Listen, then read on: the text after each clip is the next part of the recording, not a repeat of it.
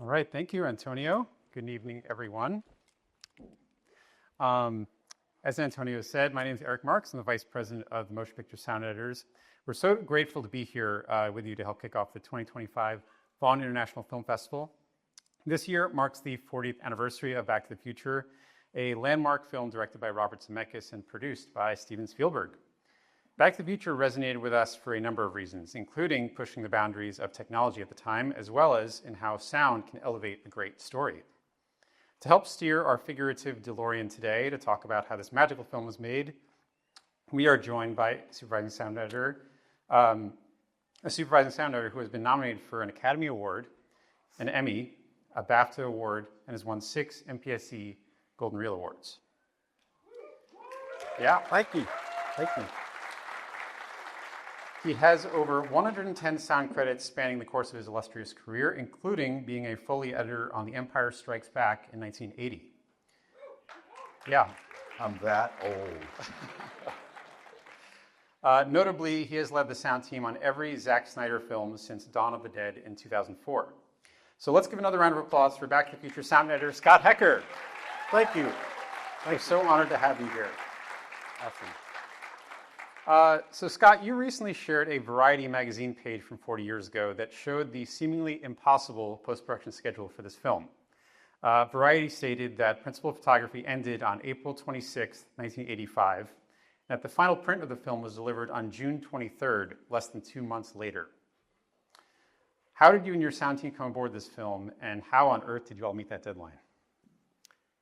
Yeah, it was crazy because I'm not sure if anyone or everyone knows that they actually had to reshoot quite a bit of the film.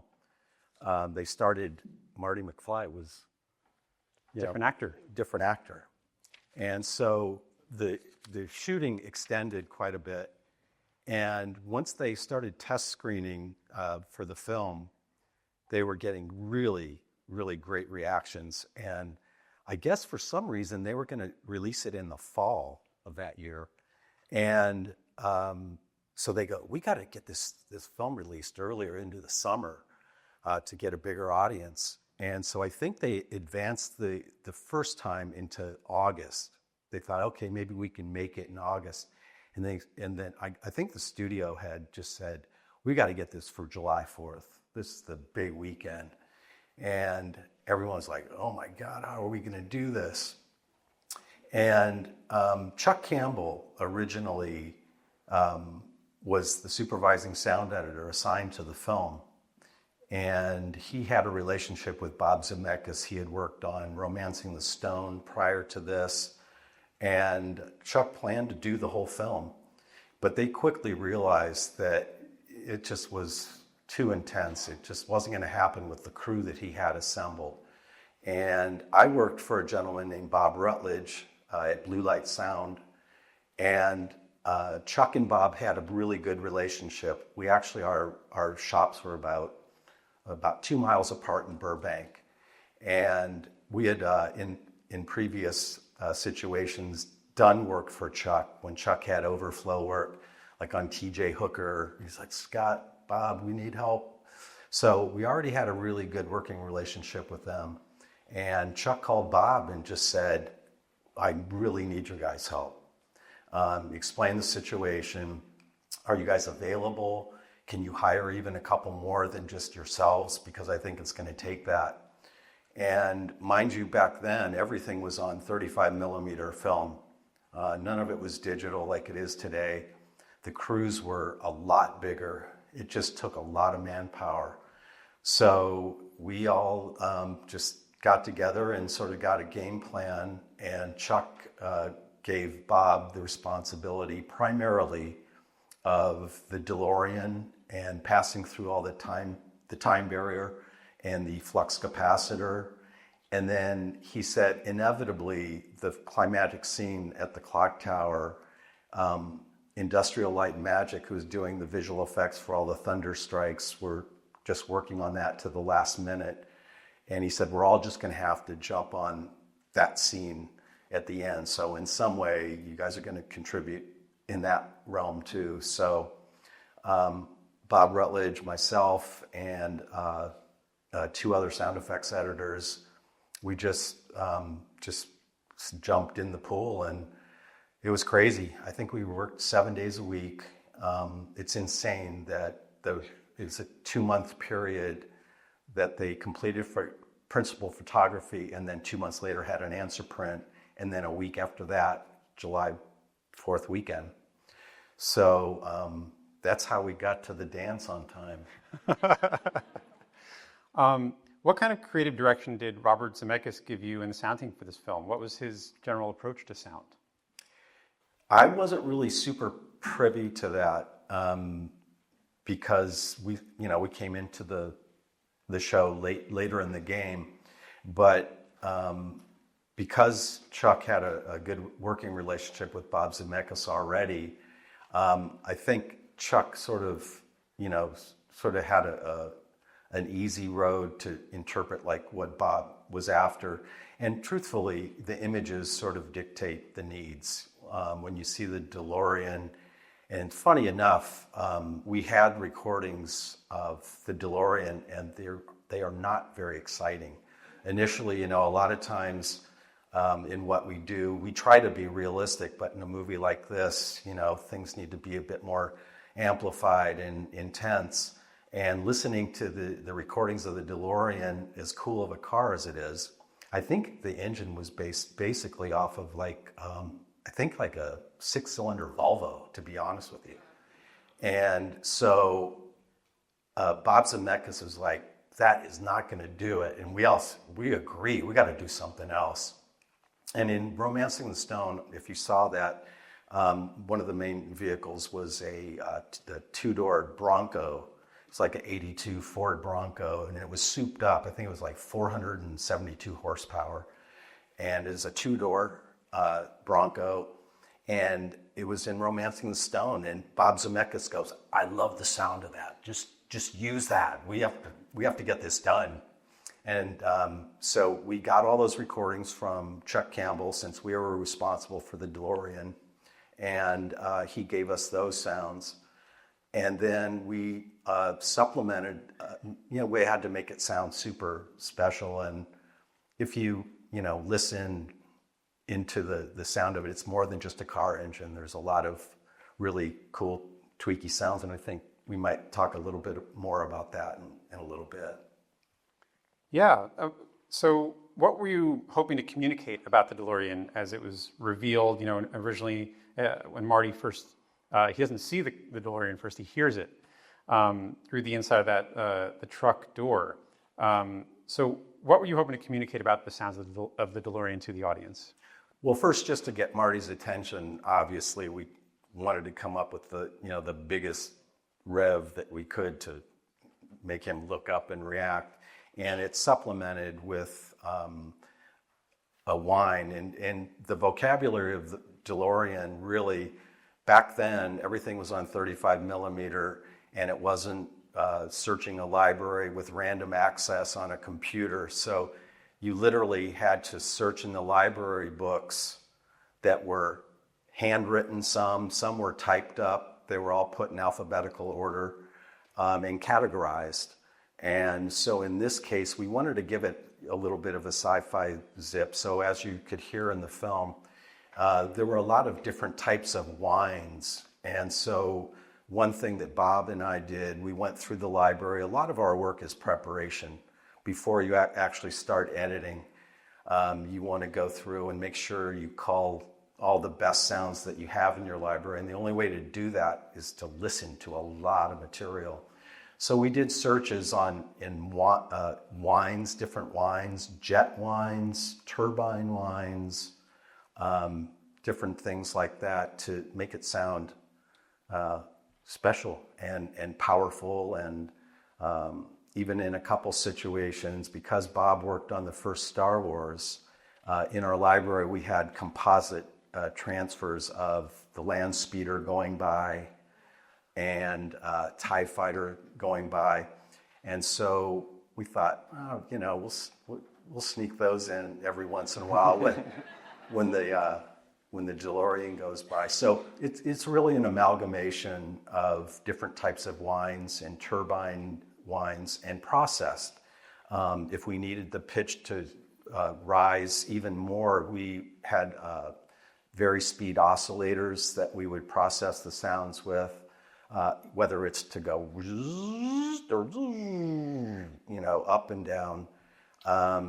So we did a lot of that work very quickly. And there's so many like unique details about the DeLorean. It's not just a car, obviously. There's, like you said, the flux capacitor inside, and then there's, I think one thing that immediately stood out about it was the doors opened upwards with some really cool servo sounds for that. So how did you approach all these sort of details of the DeLorean? Well, as you said, those doors were like the first car doors. I guess they're called gull wing doors.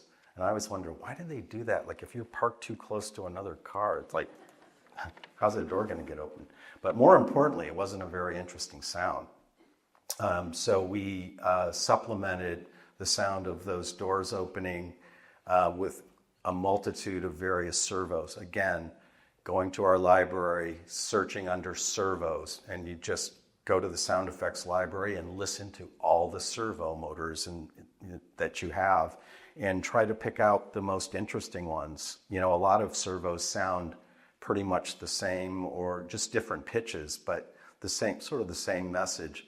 But in all of our searches as sound editors, you're always just looking for, especially in this case, you're just looking for the most interesting sounding, something like, wow, that's cool, just something that stands out more than the others. Mm-hmm, mm-hmm. And you mentioned the final clock tower scene, which I think is just so iconic on every level. It takes place in the middle of a thunderstorm, so we're hearing weather, winds, Doc's Foley on the clock tower, the DeLorean moving. What was your favorite moment to work on in that scene? I only really personally worked on the thunder, and there was a couple of us that actually did that. And like I said earlier, Industrial Light and Magic, that was Lucasfilm's visual effects company, we were getting iterations of what it was going to look like, but it was really late on in the process that we got the final visual effects. So it was sort of like we were chasing that. You would cut the thunder to one version, and then a couple days later you'd get a new version visually that was different synchronization, different visual stimuli. Some thunder and lightning cracks were more vibrant and colorful than others, so in that case you would have to sweeten those and make those bigger. So it was just like a really fluid situation, keeping up with the visual effects. But personally, that's the only element in that final scene that I personally worked on. And it is, I'm honored to be here, but it's amazing how many people worked on this. A lot of work. And Bob Rutledge and Chuck Campbell have passed on, and here I am 40 years later trying to remember. But it's super fun to watch this, and really brought back a lot of great memories. We're so glad you're here to share the stories with us. At the very end, we're surprised by the DeLorean lifting off the ground and going into the air. What went into creating these flying sounds for the DeLorean? It actually was pretty simple. I mean, we just, we stuck to mostly jet-like sounds. Obviously, see a car flying, and to make it sound bigger and more interesting. So we had some slightly processed jet sounds, and it was a very brief, event at the end of the movie of it just rising up. So it was, and then fly away and done. That's amazing. Obviously, a lot has changed in movies over the past 40 years. So how do you think the role of a sound editor has changed since 1985? Oh my Lord, the job itself has just changed so much. I think the role of the sound editor really hasn't changed because we're the last step in the process before the film is released. The film has to be shot, then edited, and then the editor turns the film over to the sound team, always pressed up against some sort of a deadline or release date. And our job is to, first of all, we're sort of a slave to the images on the screen in a good way. But we have to articulate all the different sounds and make sure they're in sync and are believable. And in this case, with the sci-fi element, you have to elevate, the sensibilities and try to make it sound as cool as possible. And that's the most fun part of being a sound effects editor or a sound designer, is just coming up with different ways and coming up with weird sounds that people wouldn't expect you to be using. A lot of times, it's incredible just shooting off. Sometimes you're sweetening certain events with animal roars to make it sound more powerful, or there's a lot of different tricks. But I think the role hasn't changed that much, but the job has changed hugely. I mean, the crews, like I said earlier, it took a lot of people to pull this off. Everything being on 35 millimeter film, and now everything's digital, so the crews are a lot smaller and we can work a lot faster. We can work on a lot more different versions. That's the one thing that back in the day, it took so long to do everything. You really had to get at it, had to get at it in your second try, because you just didn't have time. The process was so cumbersome. So now in the digital age, there's more time, and the film editors are digital too, so they come up with so many more picture versions. And then as a sound editor, we have to keep up with them, and we keep chasing changes and adjusting our sounds to their new edits of the film. So that's, to me, the biggest thing that's changed through the years. Mm-hmm. You've worked with a lot of high-profile directors over the years, including your longstanding creative partnership with Zack Snyder now for a very long time. What have you found to be successful for you in building trust with directors? Well, all the different directors are different. And I think just like in any job where you're working with other people or working for someone, is, you just have to learn to read the room, as they say, because they all have different personalities and sensibilities, and you want to know what their vision is. So sometimes we get the luxury of what we call spotting the film. We run through the film, and the director will talk to you about certain ideas that he has. And some directors have a lot of ideas about the sound, and some are like, I don't know, just go at it, Scott, just make it as cool as possible. So, I mean, the range really fluctuates a lot. When I work with Zack Snyder, he just lets us go. He goes, I want to hear what you're going to come up with. He goes, if I sit there and try to, tell you every little thing, I'm not going to get your best sensibilities. Your first instincts are really important. And then I've worked with some directors that are very specific. I want this to sound like this. And so you get in that mode, you take copious notes and try to make sure that you're following instruction. So there's many different approaches, but either way, the number one goal is you want to satisfy the director. It's his vision, it's his film, and that's our main task and our main goal. In addition to that, if you could give one piece of advice to young sound editors out there who are looking to time travel forward into a successful career of their own, what would you tell them? Wow.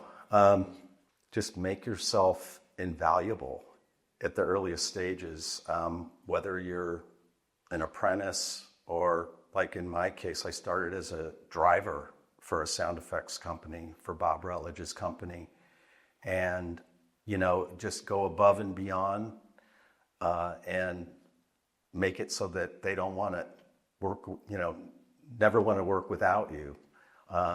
Just make yourself invaluable, work hard, try to work harder than anyone else, and keep at it, and you'll get there. It's a one step at a time, and it's sort of like anything, someone looking to hike up to the top of Mount Everest, it's like, don't look up, just one step at a time and you'll get there.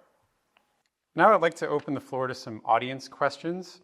You can please raise your hands if you have a question, and The volunteers are going to make their way to some nearby areas where you can go to ask your questions.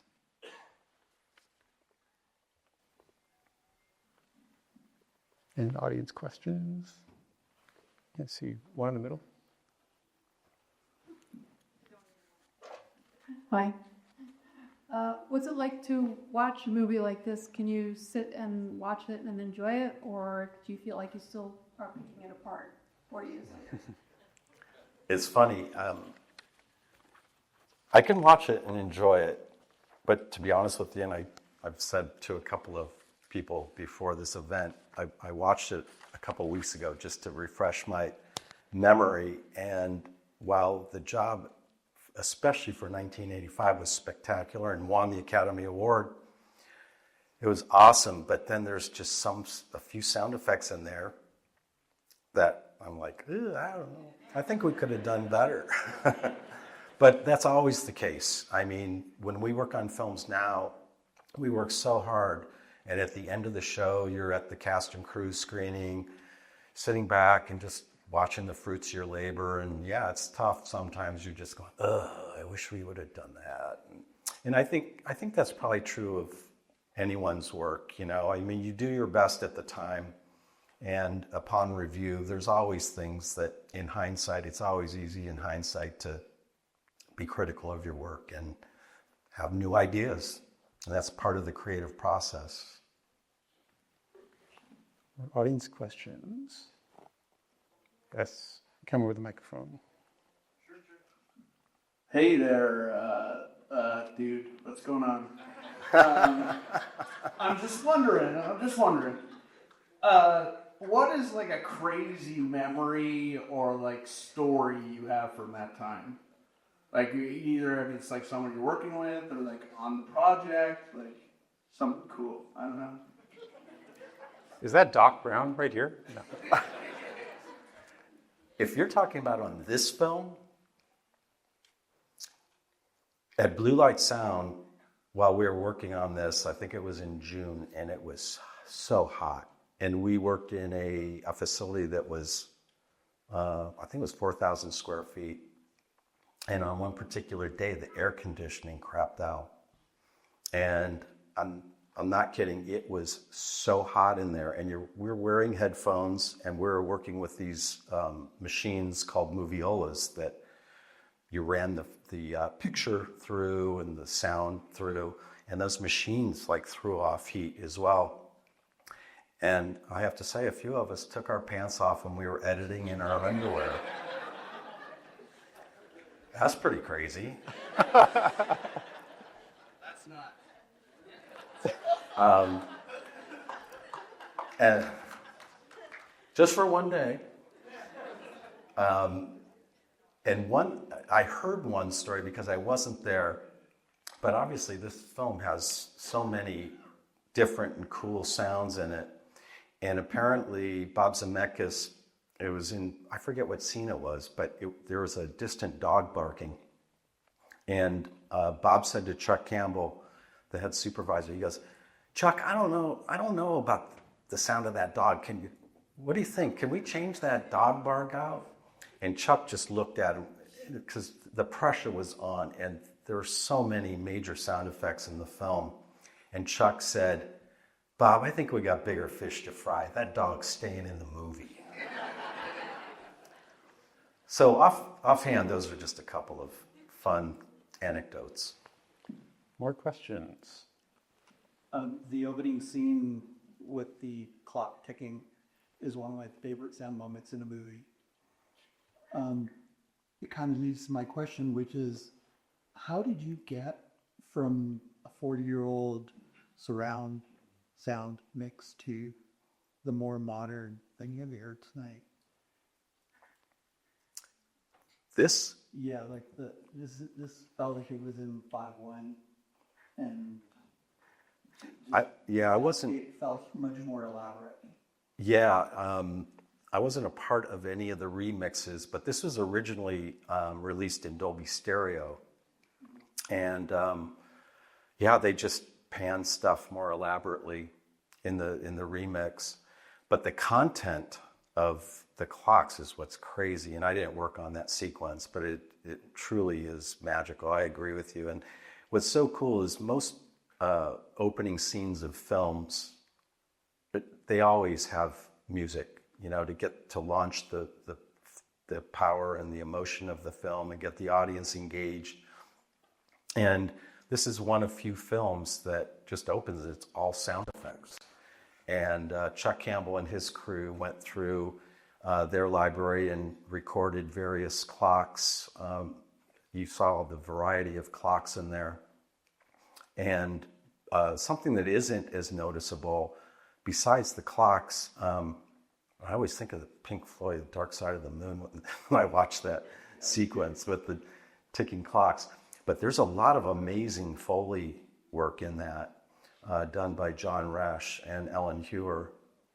And all the can opener stuff and the opening the dog food can and this plopping down and all that. It's an amazing, amazing scene to display, sound design, sound editing.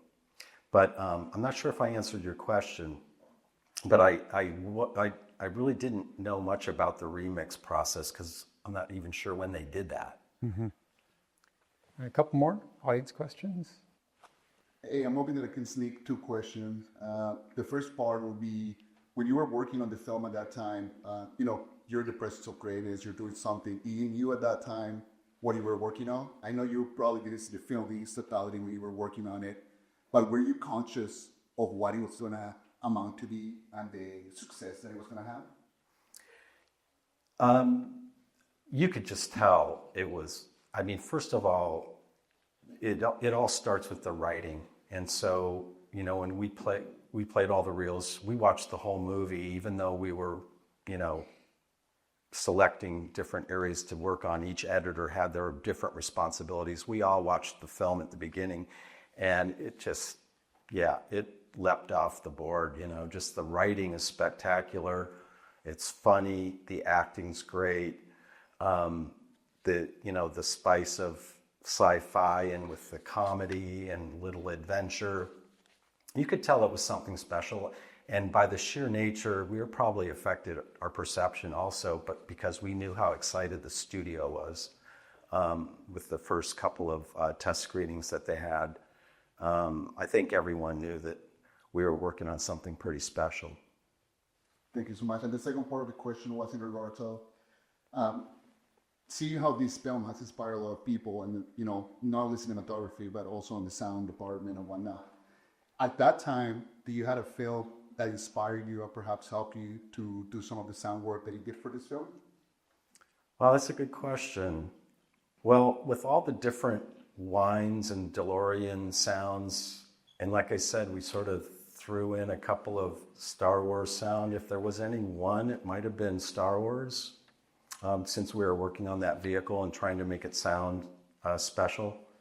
But not necessarily anything in particular. I think as sound editors, we approach our next film with the collective, the gathering of all your experience and instincts. And it's not something that you could put your finger on. It's such a creative process. I think, if you gave 5 sound editors or 5 sound designers the same scene to cut, you'd be surprised how different it would turn out. And I think that's what's so cool about the process is having, especially back then, that many sound editors working on the film. It really had a lot of different people and sound editors' instincts being poured into the film. All right, last question. Hi. So I'm a high school teacher, and one of my classes I teach film. Where's it? And it's over here. Up top. Up top. Okay, gotcha. That light is just... Okay, hi there. Hi there. What kind of advice would you give me as a teacher to be able to engage these students to get into the sound engineering side of filming? My biggest fight with them continuously is, Miss, can I use AI? Sir, but what kind of advice do could you recommend that I could get them more engaged into sound engineering? That's a good question. I think, initially just watching films and listening. That's the first thing, is to get the students engaged and interested. And if you're saying that you already have their interest, but are you wondering about how to actually get into the business? It's more the sound perspective. So they make their films, and I don't know how to get them engaged into making like their own sound effects and things like that. Like it's just like let me go get pre-made stuff, or let me get AI to do it. Oh, gotcha. I would love to be able to like I brought it in a piece of wood, and he said use that to make steps. Oh, yeah. To make whatever, but I don't know how to further. Like inspire their creativity. Inspire the creativity. Yeah, because nowadays it's, there's tons of sound effects libraries online and whatnot. But I think most people that are truly into sound or trying to make their film sound as good as possible, I mean, there's cheap little digital recorders that you can go out and record your own sounds and do the best that you can. And we don't go out and record every single sound that we use in a film. That's what we have great libraries for. And not all of them are from digital. I mean, some of them, we have, great analog recordings. Some of our really great weapon sounds are still analog, because recording weapons digitally sometimes is trickier. But not that your students are going to go out and record gunshots. They want to, I'm sure. But yeah, all you can do is encourage them to be as creative as possible. And especially like you're talking about, sort of like recording Foley type work, where you're taking different props and recording those, and then implementing those sounds. So I think it'd probably end up being an amalgamation of recorded sounds out in the field, whether it's bird backgrounds. Go out in your backyard and at night and record the crickets, or the daytime, record the traffic, and then using library sounds. There's nothing wrong with using library sounds at all. It's how you use them and how you layer them and texture them. So it's probably the best I can do as far as that. Yeah, but keep on encouraging them. That's the main thing. It's like sometimes, especially younger people, just need that push, If y'all have more questions for Scott or want to talk to him, we're going to be having an after party in just a little bit across the street at Pauper's Pub, so please join us there. Scott, thank you so much for sharing your stories and for coming to celebrate this anniversary with us. Thanks for having me. Appreciate it.